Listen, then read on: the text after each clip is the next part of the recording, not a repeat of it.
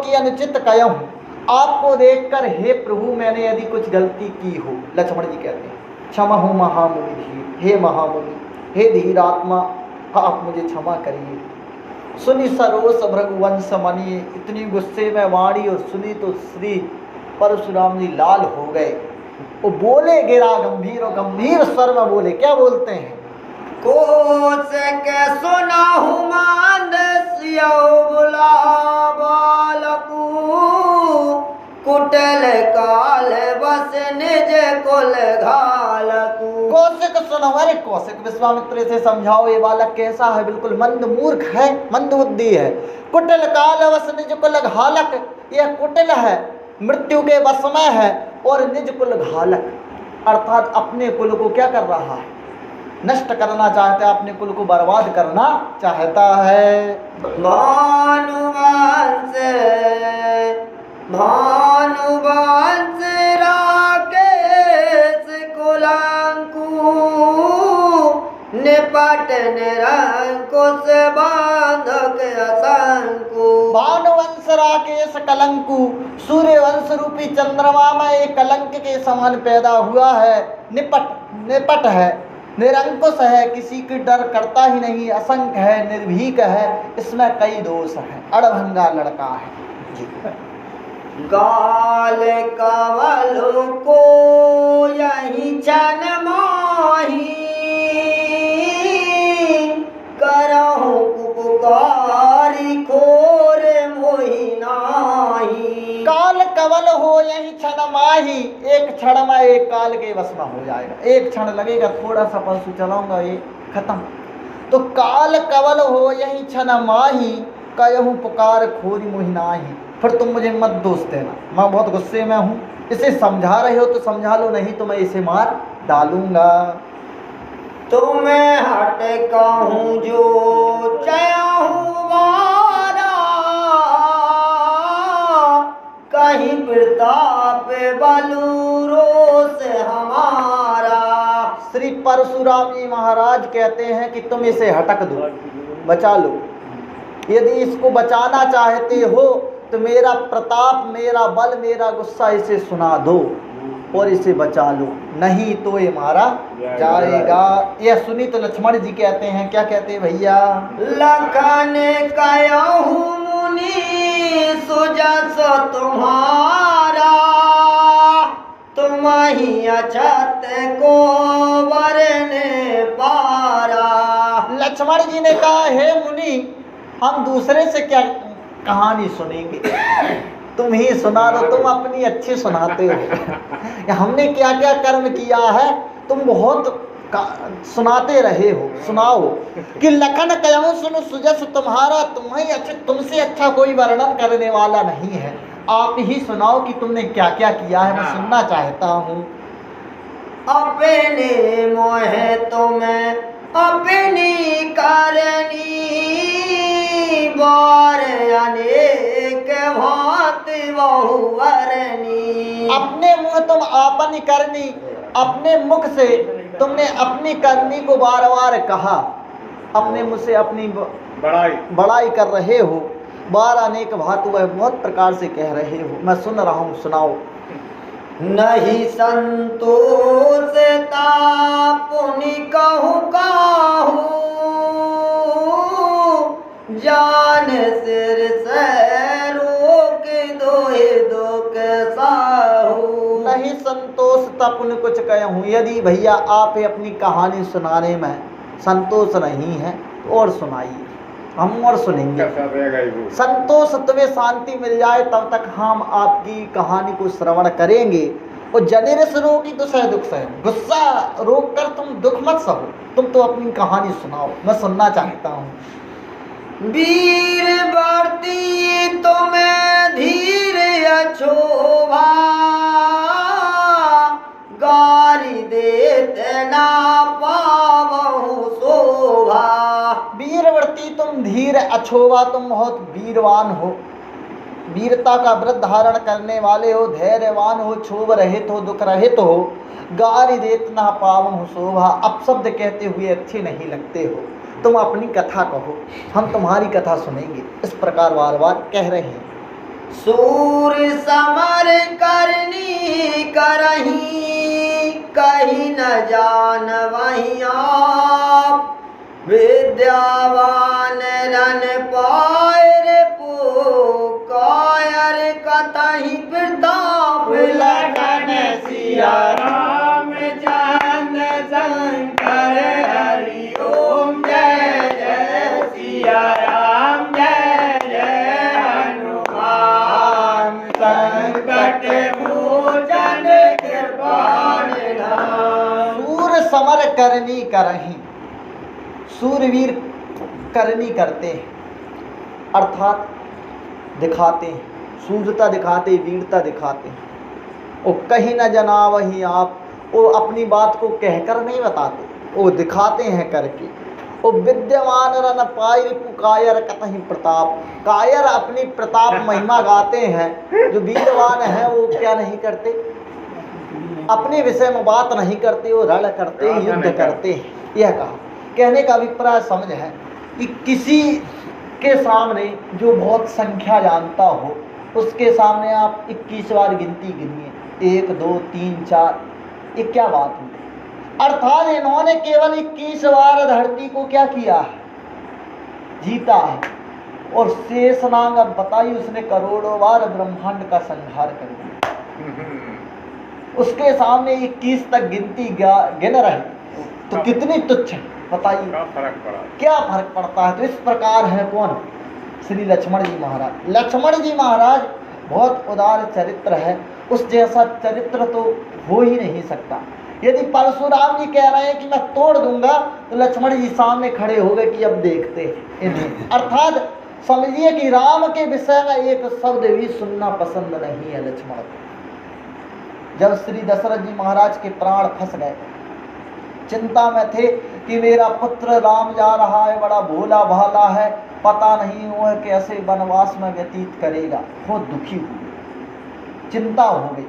जब व्यक्ति को चिंता होती तो प्राण नहीं निकलते, प्राण नहीं निकल रहे थे तो सुमंत देख रहा था कि झटपटा रहे हैं, प्राण निकलना चाहते हैं। तो उसने एक बहुत बड़ी बात कह दी कि वचन कहे लखन कहे कछु वचन कठोरा। हे प्रभु, लक्ष्मण जी ने कुछ कठोर वचन कहे, और जो कठोर वचन कहे थे वह तो गोस्वामी तुलसीदास कह ही नहीं सके। उन्होंने कहा मैं तो मर्यादित कथा लिख रहा हूँ, पर वाल्मीकि जी ने उसका विस्तृत वर्णन किया।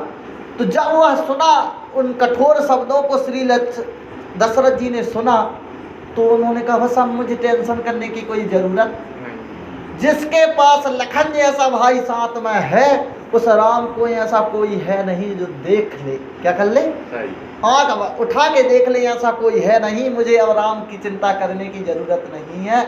और उनकी शांति से प्राण निकल गए।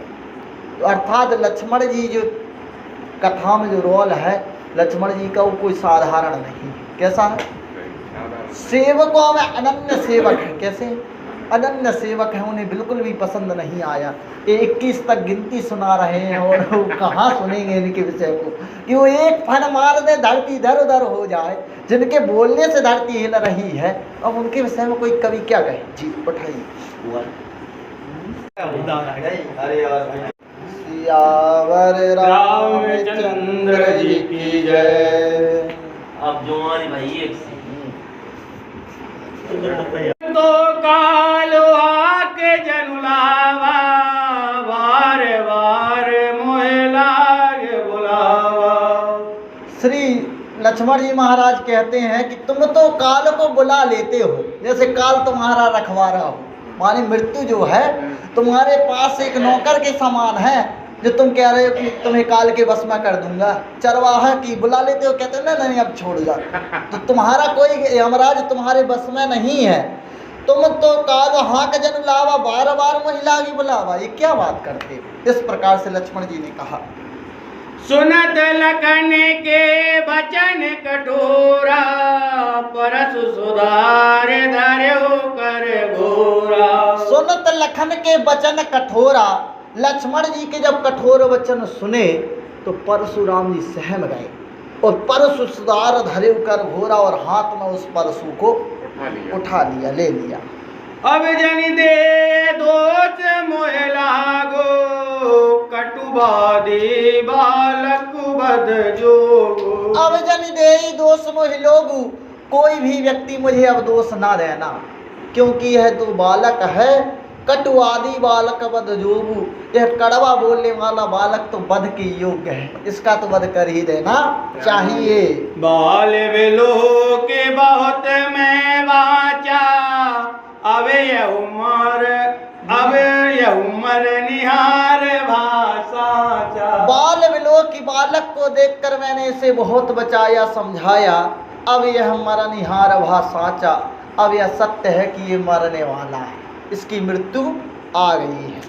कौशिक कहा क्षमय अपराधो, बाल दोष गुण गनहि न साधो। अब यह बात हुई और इतने में विश्वामित्र जी आए कि महाराज क्षमा करिए इसके अपराधों को।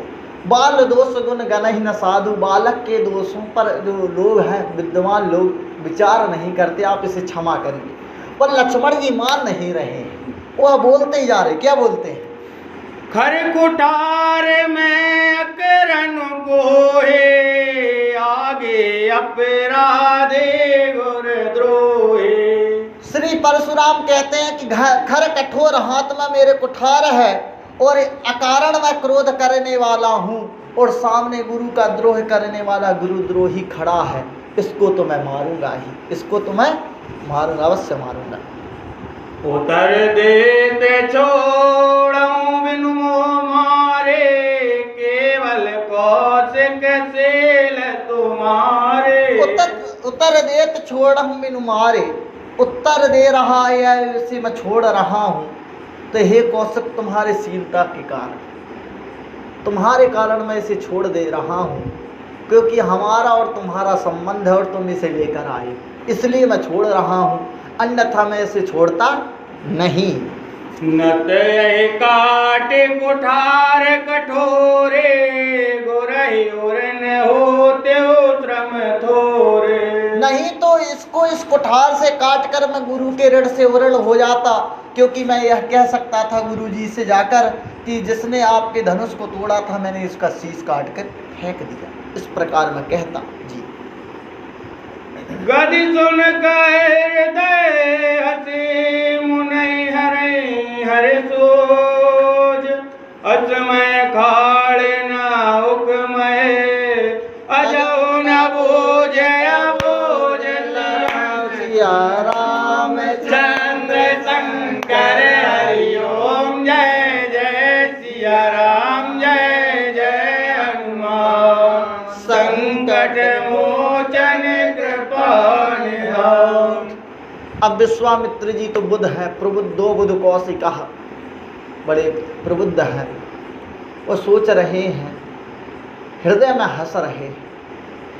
मुनि हरि अरई सूझ, मुनि को भगवान शत्रु दिख रहे हैं, परशुराम जी को भगवान कैसे दिख रहे हैं? शत्रु के समान दिख रहे हैं। आयमय खाड़ न ऊखमय, जो वज्र के समान था, क्या वह गन्ने के समान हो सकता है? अजहु न बूझ अबूझ, इतना जानते हुए भी समझ नहीं पा रहे हैं, अर्थात इन्हें भगवान प्रत्यक्ष सामने खड़े हैं पर ये भगवान की प्रतीति नहीं कर पा रहे हैं जी। कहु लखन मुनि शील तुम्हारा, को नहीं जाने वेदित संसारा। लक्ष्मण जी ने कहा, हे मुनि आपके शील को कौन नहीं जानता, ये बहुत बड़ी बात है। परशुराम जी महाराज ने बहुत कार्य किए पर यह युग पुरुष नहीं रहे। राम युग पुरुष थे, कृष्ण युग पुरुष है, महात्मा बुद्ध अपने समय के युग पुरुष रहे, कबीर भी युग पुरुष रहा, महात्मा गांधी तक युग पुरुष रहे, किंतु परशुराम किस कारण से युग पुरुष नहीं रहे? क्यों? क्योंकि इनके जीवन में शीलता नहीं थी, स्वभाव में क्या नहीं थी? सरलता नहीं थी। कि कयम लखन मुनि शील तुम्हारा, तुम कितने शीलवान हो हम बहुत जान रहे हैं, और कौन नहीं जान विदित संसार, संसार जानता है कि तुम कैसे हो। कैसे है भैया? माता पिता और भैनी के गुर गुर गुर रहा सोच बड़ जी के। माता पिता और गुरु ये तीन ऋण होते हैं। माता पिता के ऋण से ऋण हो गए कौन? श्री परशुराम जी महाराज। कैसे? एक बार क्या हुआ कि जमदग्नि ऋषि आश्रम में थे, कहीं झरना बह रहा था, वहां पर गई थी रेणुका जी जल भरने के लिए। वहां पर प्रेमी और प्रिया दोनों वार्ता कर रहे थे। उनको देख रही थी रेणुका जी और लेट हो गई आई। तो श्री जमदग्नि जी ने कहा कि बताइए किस लिए लेट हो गई। उन्होंने बताया नहीं। जमदग्नि तत्वदर्शी थे, उन्होंने आंख बंद करके सब देख लिया और अपने बड़े बेटों से कहा जाओ माता का सिर काट दो। उन्होंने कहा कि हम नहीं काटेंगे, तुम गुरु रहो चाहे कुछ रहो, हम तुम्हारी बात नहीं मानेंगे। फिर उन्होंने कहा परशुराम से, कही राम इधर आओ। पिताजी आ गया, ले जाओ अपने भाइयों का सिर काट दो और माता का सिर काट दो। परशुराम जी ने कहा जो आज्ञा पिता से। वो गए, माता का भी सिर काट दिए और भाइयों का भी सिर काट दिए। अब पिताजी बड़े प्रसन्न हुए कि अरे आज तू मेरे ऋण से ऋण हो गया पुत्र। मैं तूने अपनी आज्ञा पालन कर दिया, तुझे मैंने अपने ऋण से ऋण कर दिया। मांग क्या चाहता है? ये पिताजी बस यही चाहता हूँ कि ये सब जिंदा हो जाए, इन्हें पता न चले कि मैं सिर काटा था। उन्होंने दे दिया। जब क्षत्रिय माता उनकी जो है इतनी दुखी हुई रेणुका, जब जमदग्नि जी का देहांत हो गया, देहावसान हुआ, तो क्षत्रियों से बदला लेकर उन्होंने मातृ ऋण भी निभा दिया। माता ने खुद कह दिया कि पुत्र तू मेरे ऋण से भी ऋण हो गया। इनके गुरु हैं शंकर जी महाराज। शंकर जी से कहा कि कुछ गुरु दक्षिणा में मांग लीजिए। कि नहीं तुम नहीं दे पाओगे, जाओ। नहीं गुरु जी आप मांग लीजिए। जिद करने लगे। माता पार्वती जी भी साथ में बैठी थी। तो पार्वती जी ने कहा कि मांग लीजिए, क्या बात है। तो कहा कि जाओ शेषनाग का शीश काट के ले आओ। वो कहीं लेकर आना, तभी मुंह दिखाना, नहीं तो मुंह नहीं दिखाना। कही जी अब गए शेषनाग के पास गए तो वहां से फन मार दिया उन्होंने, तो भाग चले आए। तो ये दो ऋण रहे, माता और पिता ऋण तो कट गया, ऋण हो गए। पर गुरु ऋण रहा सोच बड़े जी के। मन में एक ही सोच है कि शेषनाग का सिर काट के गुरु को नहीं दिया। सोजनु हमेरे माते काड़ा, दिन चली गए ब्याज बढ़वाड़ा। लक्ष्मण जी कह रहे हैं कि यदि तुम ऋण होना चाहते हो तो शीश काट के दे दो, क्योंकि ब्याज भी बहुत समय पहले की घटना है, तो ब्याज भी ले लेना, ये भी काट देना, नीचे का लेकर अपने गुरुजी को दे देना। इस प्रकार की बात मजाक में कह दी। अब आने व्यवहार बोली, तुरंत देहु मैं थैली खोली। अब आने व्यवहारिया बोली कहो तो अब तुम धनुष तो जुड़ना नहीं है, व्यवहार खोल दूं, देख लूं कितने दिन हो गए हैं। तुरंत देहू मैं थैली खोली और ब्याज भी ले लेना, आज जितना काटना है काट लेना। इस प्रकार कहा कि काट सको तो काट लो। सुनी कटु बचन कुठार सुधारा, हाय हाय सब सभा पकड़ के पुकारा। परशुराम ने परशु को और श्री लक्ष्मण जी के ऊपर चलाने लगे और सारी सभा ने हाय हाय चिल्ला दी। तो मार दिए थे, बस रोक कर दिया। हाय हाय लोगों ने चिल्ला दिया कि ये ठीक नहीं है, और गुस्से में तिल मिला उठे श्री लक्ष्मण जी महाराज, और उन्होंने तिल मिलाकर कहा, क्या कहते हैं? भृगुवर परस दिखावहु मोहे, विप्र विचार बचाओ नृप दोहे। भृगुवर परस दिखावहु मोहे, अरे भृगु श्रेष्ठ मुझे बार बार परसा दिखाते हो। विप्र विचारी बचाऊं मद तो ही, ब्राह्मण समझ के मैं तुम्हें छोड़ रहा हूँ। क्या समझ के? ब्राह्मण। अर्थात इनका पहले से वैर है, पहले ही ये गए थे शीश काटने, वहीं से वैर बना है, तो क्यों नहीं कहेंगे कि विप्र विचारी बचाऊं नृप दोही। अरे नृप से राजाओं से द्रोह करने वाले ब्राह्मण समझ के तुम्हें छोड़ रहा हूं, नहीं तो छोड़ता नहीं। मिले न